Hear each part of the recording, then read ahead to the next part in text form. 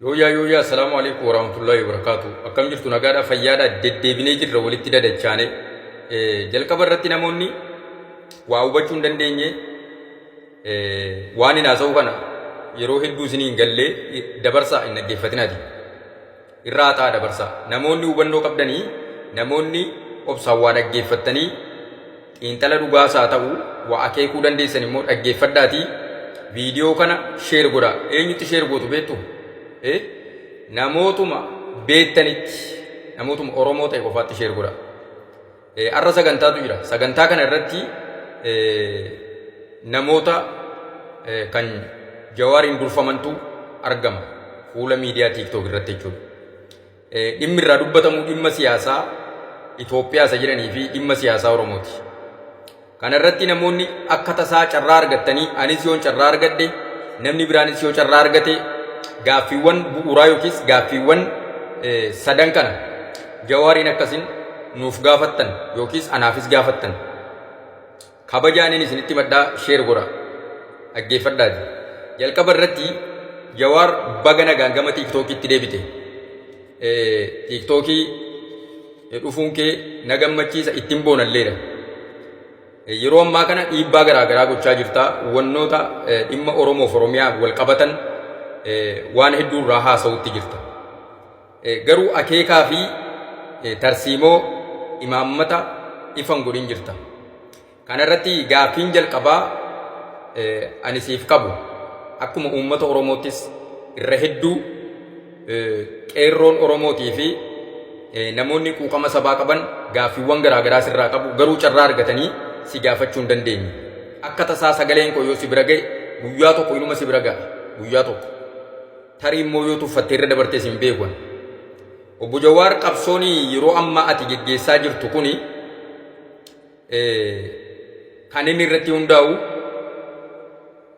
gaaffii bu'uuraa qabsoo bilisummaa Oromoo kan ganamaa irratti hundaa'amoo maqaa federaalizimii Itoophiyaatiin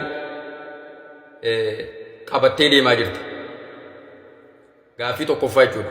Maqaa federaalizimii Itoophiyaa moo Itoophiyaa keessatti federaalizimii diriirsuu uummanni hiree ofii akka ofii murteeffatu Itoophiyaadhaan buluudha moo gaaffii bu'uuraa Oromoon ganama jalqabe qabsaa'ota Oromoo umaaf kitilli irratti wareegame sana qabattee jirta. Gaaffii isa jalqabaa. Yoo gaaffii bu'uuraa qabsoo bilisummaa Oromoo ta'ee kophaa deemuurra jaarmiyaan qabsoo kana baatee deemaa jiru jira waan ta'eef jaarmiyaa waraana bilisummaa Oromootti dabalamtee maaliif hin qabsoofne? Yoo mul'akki maqaa federaalizimii Itoophiyaa keessatti diimokiraasii diriirsuudhaaf federaalizimii sabdaneessaa isa jettan sana yoo isa ta'e immoo abdiin kee maalirra dhaabbatteeti maal irraa bu'aa akkamii kanaan dura kan qabsoo hidhannoo dura jalqabame maqaa Itoophiyaa keessatti federaalizimii diriirsuudhaa fi diimokiraasii diriirsuutu qabsoo hidhannoo dura jalqabe waan ta'eef achirraa hayyoonni wanna sana jalqaban hagam turanii fiixaan ba'uu danda'a maqaa federaalizimii Itoophiyaatiin Oromoon mirga argachuu danda'a. Okay, yoo maqaa federaalizimii Itoophiyaatiin ta'e namoota gurguddaa maqaa kanaan qabsaa'aa turan yoo xiqqaate waggoota 70 kan ta'u isa dura namoota akka Dr. Hayilee Fidaafaa namoota isaan fakkaatan qabsoo hidhannoo dura qabsoo isaantu jalqabe waan ta'eef qabsoo federaalizimii jalqabe waan ta'eef bu'aa akkamii buusanii darbanii